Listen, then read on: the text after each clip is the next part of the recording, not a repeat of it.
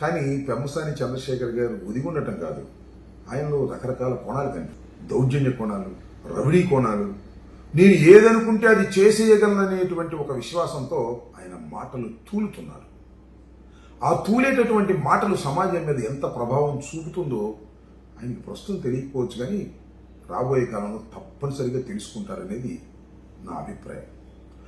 నేను చంద్రబాబు నాయుడు గారిని దూషించాను అనే వార్త వచ్చినప్పుడు ఒక మాట అన్నది ఆయన.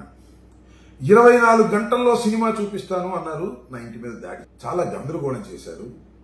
దానివల్ల పార్టీ లాభించిందో నష్టపోయిందో తెలుగుదేశం వాళ్ళు ఆలోచించుకోవాలని ఈ సందర్భం. ఒక అనాగరికమైన దాడిని రాష్ట్ర ప్రజలు ఖండించారు. దానివల్ల మీ పార్టీ నష్టపోయింది. నష్టపోవడానికి ప్రధానమైన కారణం పెమ్మసాని చంద్రశేఖర్. గుంటూరులో ఇప్పుడు ఆ సంస్కృతి లేదు. ఏదో ఎన్నికల సమయంలో ఆ బూతుల దగ్గర చిన్న చిన్న గొడవలు తప్ప తర్వాత అందరూ మాట్లాడుకునేటటువంటి సాంప్రదాయం ఉంది. కానీ ఇలాంటి ఫ్యాక్షన్ సాంప్రదాయాన్ని తీసుకొచ్చింది పెమ్మసాని చంద్రశేఖర్, తెలివి తక్కువ రాజకీయ నాయకుడు అనేది నేను భావిస్తున్నా.